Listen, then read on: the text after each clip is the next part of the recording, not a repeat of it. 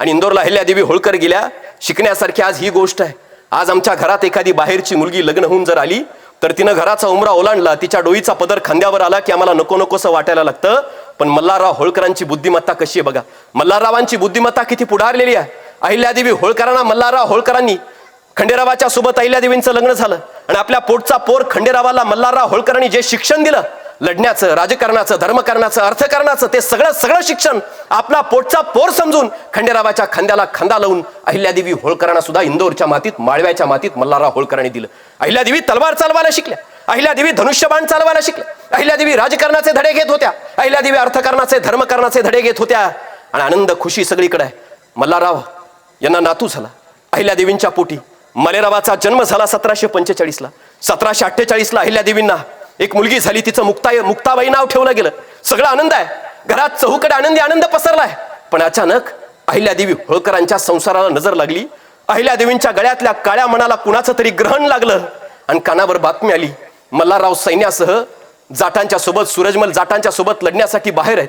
आणि सूरजमल जाटांच्या सोबत लढण्यासाठी कुंभेरीच्या लढाईत असताना धोक्याने एक तोफेचा गोळा आला, खंडेरावाच्या छातीवर येऊन आदळला. खंडेरावाचं निधन झालं. खंडेरावाचं आपल्या पतीचं निधन झालं ही बातमी कानावर पडल्याबरोबर अहिल्यादेवी जागीच कोसळल्या. पायाखालची जमीन सरकल्याचं भास त्यांना झाला. डोईचा आबाळ फाटल्यासारखं वाटलं. नुकतंच कुठेतरी उभं राहू पाहते आहे, या इंदोरला, माळव्याला समजून घेऊ पाहते आहे, एक राणी असल्यासारखं मिरू पाहते आहे. पतीच गेला, आता करायचं काय. आणि त्या काळात वडीलधाऱ्यांना माहित असेल सतीची चाल होती. एखाद्या बाईचा पती जर वारला तर त्या बाईनं अंगावरचे सगळे दागदागिने फेकायचे, जुगारून द्यायचे आणि त्या सतीमध्ये जिथं चिता रचली त्या चितेत जायचं आणि त्या चितेत आपला उभा देह पतीच्या सोबतीनं जाळून घ्यायचा. अहिल्यादेवीने अंगावरचे दागदागिने भिरकावून दिले, पांढरं वस्त्र अंगावर परिधान केलं आणि अहिल्यादेवी सती व्हायला निघाल्या. मल्हाररावांच्या कानावर बातमी गेली, मल्हारराव जागीच कोसळले, आपल्या पोटचा पोर गेला. या दुःखातून सावरण्यासाठी अजून माझी अहिल्या जिवंत आहे, या एका आशेवर जगणं स्वीकारलं. पण आता माझी अहिल्या सुद्धा सती जात असेल तर कुणाच्या भरवशावर जगायचं. लगोलग मल्हारराव अहिल्यादेवींच्या भेटीला गेले. कमरेची तलवार हाती घेतली, गुडघे टेकले, हातीची तलवार अहिल्यादेवींच्या समोर धरली आणि मल्हारराव सांगतायत, अहिल्या, माझा पुत्र खंडेराव गेल्याबरोबर क्षणभर स्तब्ध झालो, निशब्द झालो. आयुष्यात सगळं संपल्यासारखा भास झाला. पण अहिल्या, तू आहेस अजून. पोटचा पोर असल्यासारखं तुला लेकीसारखं, पोरासारखं जपलं. राज्याची जबाबदारी तू खांद्यावरती घेशील आणि तू हा राज्यशकट हाकशील, ही भूमिका होती. पण अहिल्या, ही तलवार माझ्या नरड्यावर चालव आणि मग जायचं असेल तर तुला सती जा. अहिल्यादेवी होळकरांनी मल्हाररावांचं म्हणणं पाळलं.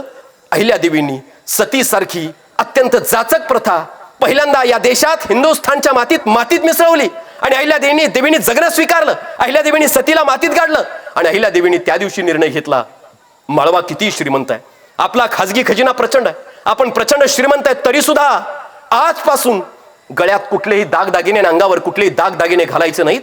एक सुती साधी पांढरी साडी अंगावर घालायची, शंकराची पिंड हातात घ्यायची, रयतेचा, प्रजेचा कारभार करायचा, रयतेचं सुख निर्माण करायचं, ही भूमिका अहिल्यादेवींनी त्या क्षणापासून घेतली आणि अहिल्यादेवींचा प्रवास सुरू झाला.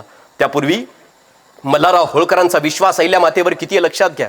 मल्हाररावांचा विश्वास किती आहे. पेशव्यांनी एकदा मल्हारराव होळकरांना पत्र लिहिलं आणि पेशवे म्हणतायत की मल्हारराव, तुम्ही आणि तुमचा पोर खंडेराव लढण्यासाठी बाहेर असता, तुम्ही लढण्यासाठी मोहिमेवरती असता त्यावेळी तुमच्या माळव्याची जबाबदारी कुणाच्या खांद्यावर असते. पेशव्यांनी पत्र लिहिलं आणि पेशवे म्हणतात की मल्हारराव, तुम्ही लढण्यासाठी मोहिमेवर असता, तुमचा पोर लढण्यासाठी मोहिमेवर असतो. अशा प्रसंगी तुमच्या एवढ्या श्रीमंत, तुमच्या एवढ्या मोठ्या माळव्याची जबाबदारी कोण सांभाळतं. मल्हाररावांनी पेशव्यांना लिहिलेलं ते पत्र आजही पुण्यातल्या डेक्कन कॉलेजमध्ये आम्हाला पाहायला मिळत आहे. आजही पुण्यातल्या डेक्कन कॉलेजमध्ये ते पत्र आहे.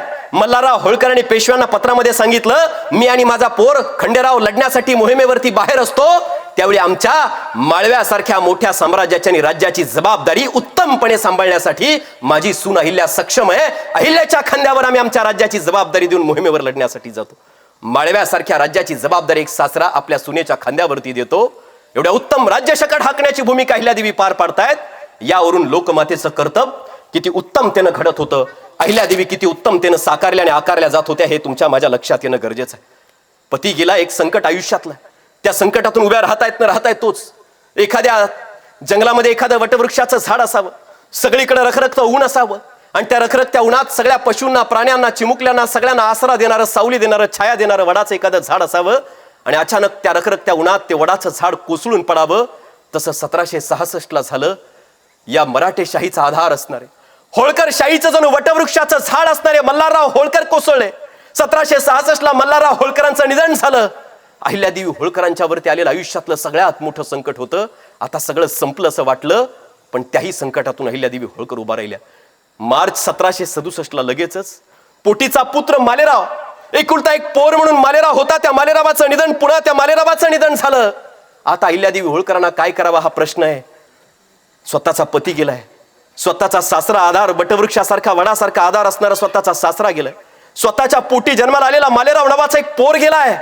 अशा परिस्थितीमध्ये अहिल्यादेवी होळकरांकडून शिकण्यासारखं हे आहे की आयुष्यात जिथं जिथं संकट येतील त्या संकटाचा एखादा पहाड आणि एखादा डोंगर जरी आमच्या समोर उभा राहिला तरी त्या डोंगरावरती संकटाच्या छाताडावर पाय देऊन आयुष्यात उभं कसं राहायचं असतं हे लोकमाता पुण्यश्लोक अहिल्यादेवी होळकरांकडे पाहून आम्हाला शिकावं लागेल. अहिल्यादेवींनी आपल्या हातीची महादेवाची शंकराची राऊळातली ती शंकराची पिंड हाती धरलेली ती पिंड माळव्याच्या राजगादीवरती बसवली. माळव्याच्या राजगादीवरती अहिल्यादेवीने ती शंकराची पिंड ठेवली आणि अहिल्यादेवीने ठरवलं आजपासून कुठलाही बडेजाव न मिरवता या शंकराला स्मरत, या देशाच्या हिंदुस्थानच्या कणाकणात ज्या शंकराचं अस्तित्व आहे त्या शंकराला स्मरत इथून पुढे माळव्याचा राज्यकारभार करायचा. पण म्हणतात ना घरभेदीच असतात, जवळचेच फितूर असतात. अहिल्यादेवींच्या राज्याच्या बाबतीत फितुरी जर कोणी केली असेल तर अहिल्यादेवी होळकरांच्या राज्याचे दिवाण होते गंगोबा चंद्रचूड. गंगोबा चंद्रचूड नावाचे दिवाण आहेत. दिवाण की सगळा राज्याचा कारभार पाहतायत, दिवाण आहेत ते. आणि गंगोबा चंद्रचूडानं या परिस्थितीमध्ये माळव्यामध्ये लूटमार होतीये, माळव्यात दरोडेखोर पोचले जात आहेत, माळव्यात सगळी अस्ताव्यस्तता निर्माण झाली आहे. आणि त्या परिस्थितीमध्ये गंगोबा चंद्रचूडांनी पेशव्यांना, राघोबा दादा पेशव्यांना पत्र लिहिलं आणि राघोबा पेशव्यांना सांगितलं, पत्रात राघोबांना गंगोबा चंद्रचूडानं सांगितलं की राघोबा तिथं न राहता आता लगोलग हजारोंची फौज घ्या, माळव्यावर चाल करून या. अहिल्यादेवी एकट्या पडल्यात, घरातली कर्ती पुरुष गेलीत, आता लगोलग या आणि माळवा जिंकून तुमच्या ताब्यात घ्या, तुम्ही इथलं राज्य चालवा. राघोबा पेशवे 50,000चं सैन्य घेऊन पुण्यश्लोक अहिल्यादेवी होळकरांचं मल्हाररावाने आपल्या कष्टातून उभं केलेलं माळव्याचं हे राज्य चिरडण्यासाठी राघोबा पेशवे 50,000ची फौज घेऊन निघाले. राघोबा पेशवे क्षिप्रा नदीच्या तीरावर आले. अहिल्यादेवींचं हेर खातं सक्षम आहे, अहिल्यादेवींची टपाल व्यवस्था प्रचंड सक्षम आहे. लगोलग अहिल्यादेवींचं हेर खातं, अहिल्यादेवींच्या जवळ अहिल्यादेवींचा हेर धावत आला आणि अहिल्यादेवींच्या हेरानं सांगितलं रघुनाथराव पेशवे 50,000ची फौज घेऊन क्षिप्रा नदीच्या तीरावरती आलेत. अहिल्यादेवींनी काय केलं असेल? लोकमाता पुण्यश्लोक अहिल्यादेवी होळकरांचं कसं बघा. अहिल्यादेवी होळकरांनी अगोदरच 5,000 महिलांना लढण्याचं प्रशिक्षण दिलं होतं. 5,000 महिलांना लढण्याचं प्रशिक्षण दिलं होतं. त्या 5,000 महिलांना सज्ज केलं आणि त्यांना सांगितलं रघुनाथराव पेशव्यांची 50,000ची फौज येते आहे, त्या 50,000च्या फौजेसोबत आपल्याला भिडायचंय, लढायचं आहे. आणि लगोलग अहिल्यादेवी होळकरांनी तिकडे लढण्यासाठी बाहेर असणाऱ्या व्यस्त असणाऱ्या तुकोजीराव होळकरांना पत्र लिहिलं आणि तुकोजींना सांगितलं तुम्ही लगोलग या. तुकोजी सुद्धा लढण्यासाठी येण्यासाठी तयार झाले. आणि त्याच वेळी अहिल्यादेवी होळकरांची राजकारण बुद्धी चातुर्य बघा. अहिल्यादेवी होळकरांनी त्या रघुनाथराव पेशव्यांना पत्र लिहिलं आणि त्या रघुनाथराव पेशव्यांना सांगितलं की राघोबा दादा तुम्ही आमचं राज्य चिरडण्यासाठी 50,000ची फौज घेऊन येत आहे, तुम्ही क्षिप्रा नदीच्या तीरापर्यंत आलाय, मला माहिती मिळाली, अवश्य या. पण लक्षात ठेवा तुम्ही आमच्या विरुद्ध लढाल, आम्ही बाया आहोत. जरी तुम्ही आमच्या विरुद्ध लढलात आणि आमचा पराभव झाला तर सगळ्या जगात इतिहासात एवढंच लिहिलं जाईल की रघुनाथराव पेशवे बायकांच्या महिलांच्या विरोधात लढले आणि रघुनाथरावांनी विजय मिळवला. पण तुम्ही पराभूत झालात तर लक्षात ठेवा आमच्या 5,000 महिलांनी तुम्हाला जर पराभूत केलं तर मी अहिल्यादेवी तुम्हाला माझ्या हत्तीच्या पायातल्या साखळदंडाला बांधून सगळ्या इंदोर आणि माळव्यात तुमची धिंड काढल्याशिवाय राहणार नाही आणि इतिहासात तुमचा नामोल्लेख केल्याशिवाय राहणार नाही की रघुनाथराव पेशवा बायांच्या करबी हरला, महिलांच्या हातून रघुनाथराव पेशव्यांचा पराभव झाला. 3 दिवस रघुनाथराव पेशव्यांच्या डोक्यात प्रश्न पडला, आता करायचं ते नेमकं काय करायचं. 3 दिवस विचार विमर्श क्षिप्रेच्या तीरावर राहून रघुनाथराव पेशव्यांनी केला आणि रघुनाथराव पेशव्यांनी पत्र लिहिलं. अहिल्यादेवीला म्हणतायत माफ करा मी तुमच्या विरुद्ध लढण्यासाठी येत नाही, तुमच्या घरातले सगळे करते धरते पुरुष गेले म्हणून तुमचं सांत्वन करायला मी येतोय. अहिल्यादेवी होळकर हुशार आहेत. अहिल्यादेवी रघुनाथराव पेशव्यांना म्हणतायत सांत्वनाची अनोखी रीत आयुष्यात पहिल्यांदाच मी बघते. रघुनाथराव पेशवे आले, त्यांचा पाहुणचार अहिल्यादेवीने केला. पण लढाई ही न लढता सुद्धा जिंकता येत असते, हा विश्वास आणि हा विचार अहिल्यादेवी होळकरांनी स्थापित केला. आयुष्यात लढण्यापेक्षा जिंकणं महत्वाचं असतं आणि जिंकण्यासाठी लढावंच लागतं असं काही नसतं. बुद्धीच्या चातुर्याच्या जोरावर सुद्धा जिंकता येतं. हा एक नवा अध्याय आणि हा एक नवा लढण्याचा आणि जिंकण्याचा विचार अहिल्यादेवीने इथं मांडला आहे. कारण अहिल्यादेवी होळकरांच्या राज्याचं सूत्र काय होतं? अहिल्यादेवींच्या राज्याचं सूत्र हे होतं की लढून रयतेच्या डोळ्यात पाणी येण्यापेक्षा एखादी लढाई जिंकून एखादा राज्य ताब्यात नाही घेतलं तरी चालेल, पण रयतेच्या डोळ्यात पाणी येता कामा नये.